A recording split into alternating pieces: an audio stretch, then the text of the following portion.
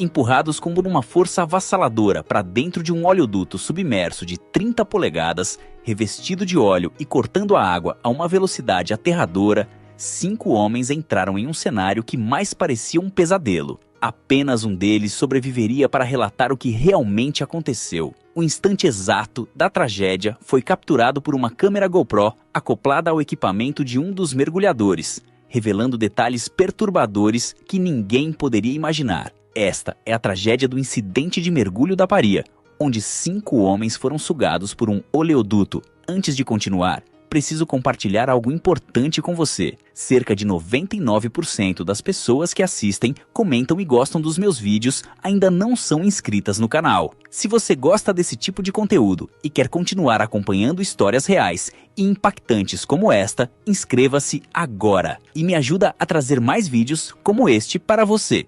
O que as imagens revelam é de arrepiar até a alma. No dia 25 de fevereiro de 2022, na plataforma Berth 6, localizada em Pointe-à-Pierre, Trinidade e Tobago, 5 homens experientes da empresa LMCS, Faisal Kurben, Kazim Ali Jr., Rishi Nagazar, Yusuf Henry e Christopher Boudrum, foram designados para uma missão aparentemente rotineira, realizar a manutenção de um oleoduto desativado. Esse oleoduto em formato de U, com 30 polegadas de diâmetro, atravessava o fundo do mar, conectando o Berth 6, onde os navios descarregavam petróleo, ao Berth 5, a refinaria. Embora o trabalho envolvesse riscos, a equipe era composta por profissionais altamente treinados e acostumados a encarar desafios semelhantes. A equipe posicionou um tubo de ar dentro de um sino de mergulho, uma estrutura em formato de cubo com aproximadamente 8 pés de largura. Esse habitat subaquático servia como uma espécie de câmara seca.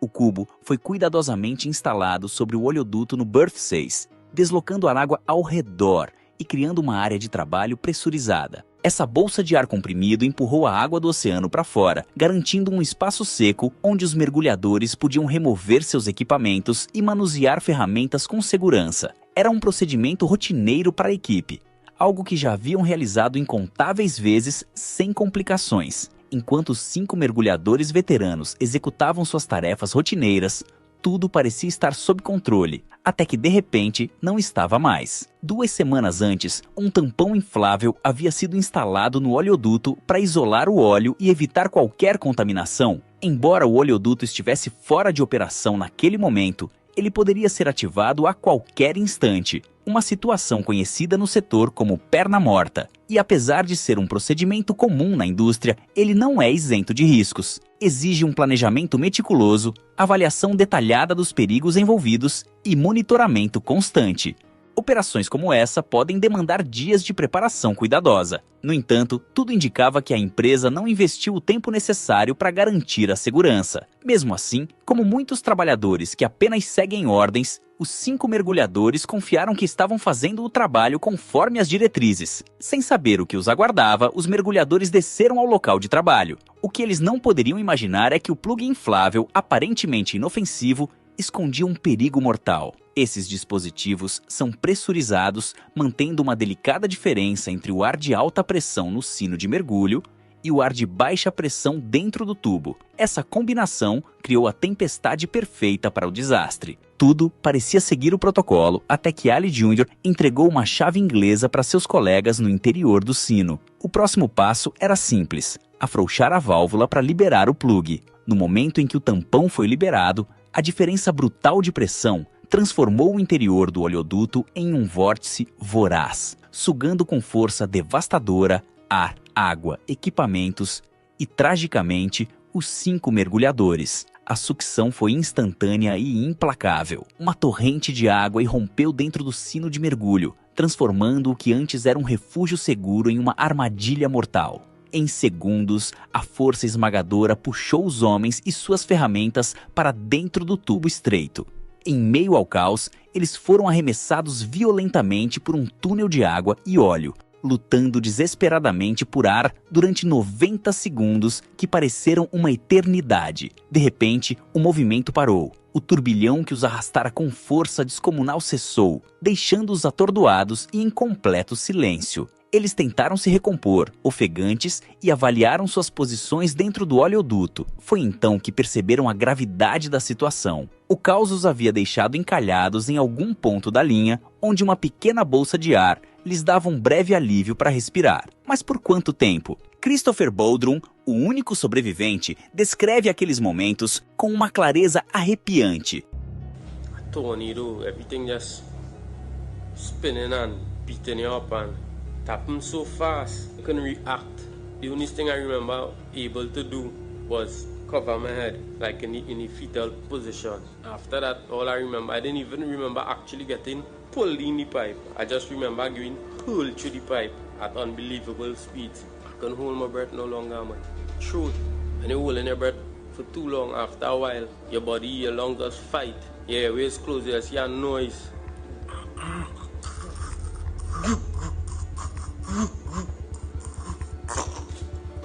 Your body suffering to pull air.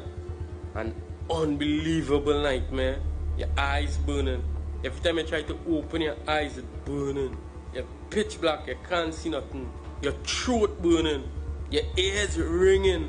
Your body sore. And at that point, I tell myself I was gonna end dead. Presos em um oleoduto de 1.200 pés, desorientados, feridos e dominados pelo terror, os 5 homens enfrentavam uma batalha pela sobrevivência que apenas começava. Cada segundo ali parecia uma eternidade. Em meio ao caos, tentaram desesperadamente se comunicar. Gritaram um para o outro, buscando qualquer fagulha de esperança que pudesse mantê-los unidos e alertas. Mas a realidade era esmagadora. A falta de oxigênio, a escuridão sufocante e as dores que castigavam seus corpos diminuíam cada vez mais suas chances. Tudo estava sendo registrado pela GoPro que um deles levava, capturando o som angustiante de respirações ofegantes, gemidos de dor e o desespero palpável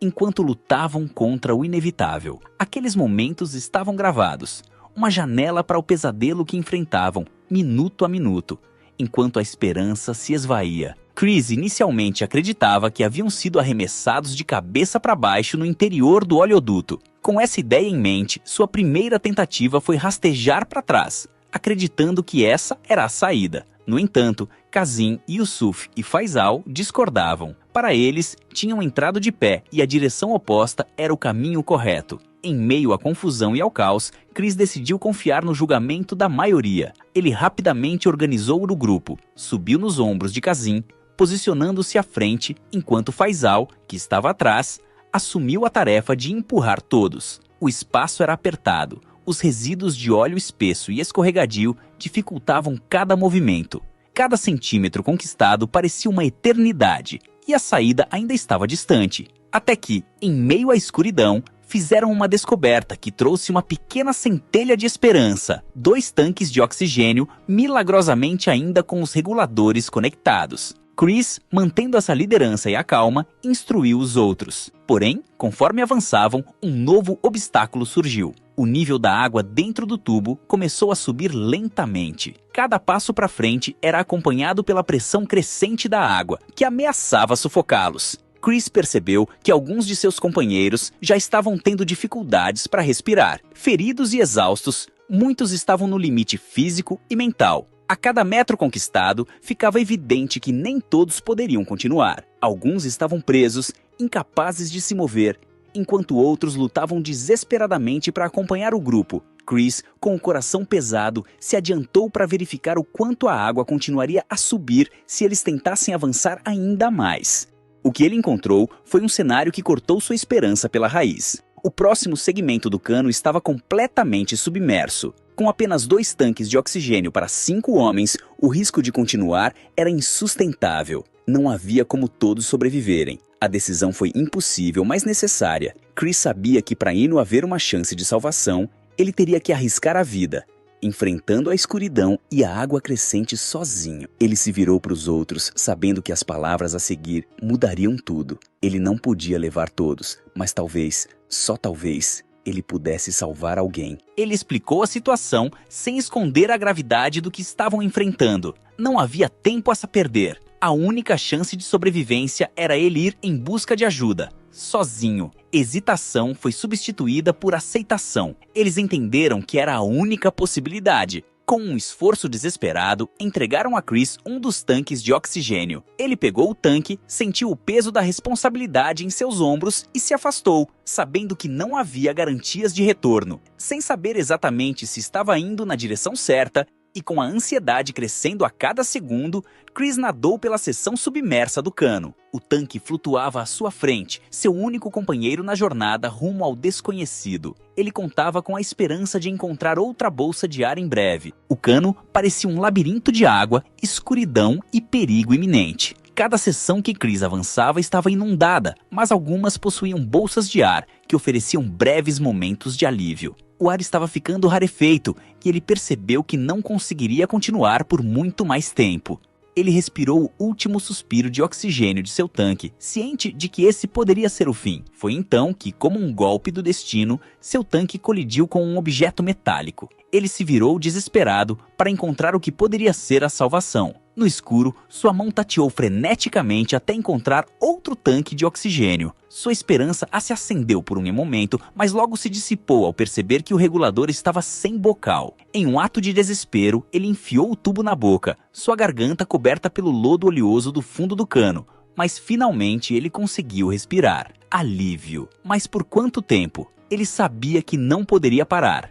Cada movimento o levava mais longe da segurança, mas também mais perto da morte, se ele não agisse rápido. Com um tanque em mãos e a coragem a cada respiração, ele continuou sua jornada, incerto sobre o que viria a seguir. Após o esforço exaustivo, ele finalmente encontrou outra bolsa de ar. A tensão diminuiu, mas ele sabia que aquela não era a sua saída definitiva. Instintivamente, Chris entendeu que o único caminho seria retornar ao Riser, a estrutura que poderia finalmente levá-lo à superfície. Ele havia chegado à última seção inundada antes do Riser, mas ainda não estava livre. O cansaço e o medo ameaçavam paralisá-lo, mas ele sabia que não poderia desistir agora. Enquanto Chris nadava, ele ouviu a voz de Faisal ecoando através do cano. Chris, espera! Faisal estava seguindo-o, tentando manter o contato, desesperado para se manter perto da única esperança que tinha de sobreviver. Mas Chris não podia mais esperar. Seu tempo estava se esgotando.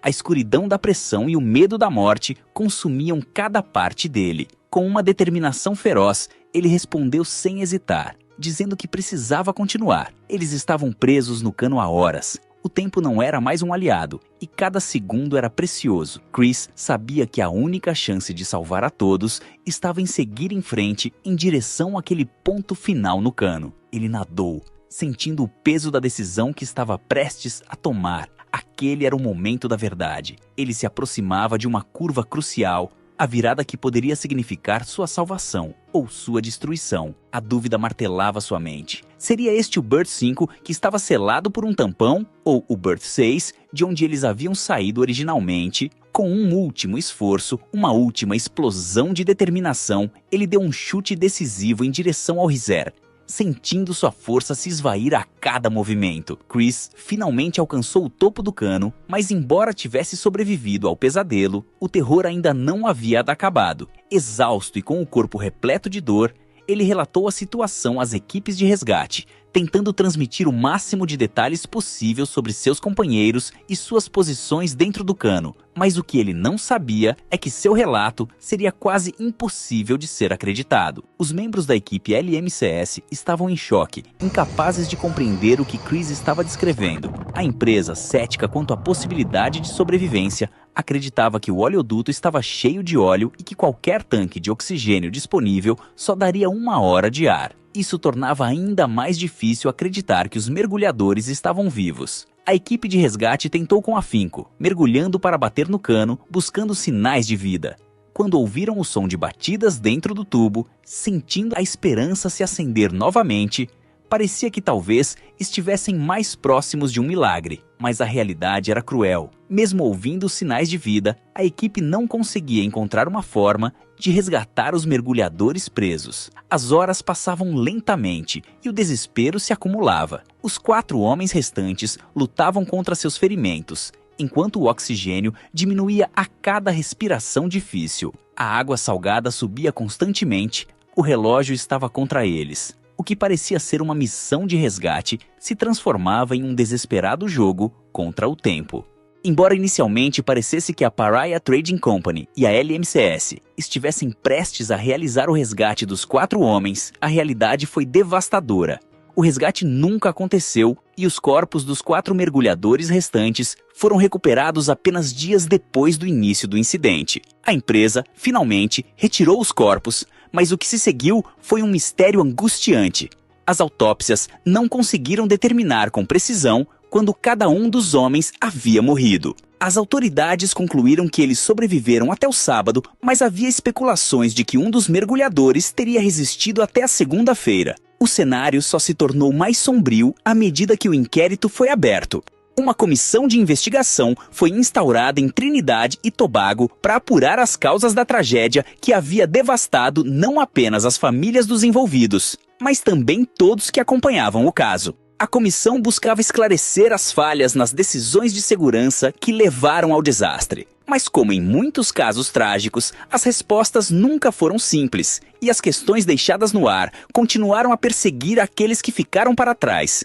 O que poderia ter sido um resgate, um esforço heróico para salvar vidas, terminou em uma série de perguntas sem resposta, com a dor das famílias das vítimas se misturando à frustração por nunca saberem a verdadeira extensão do erro que levou à perda de tantas vidas.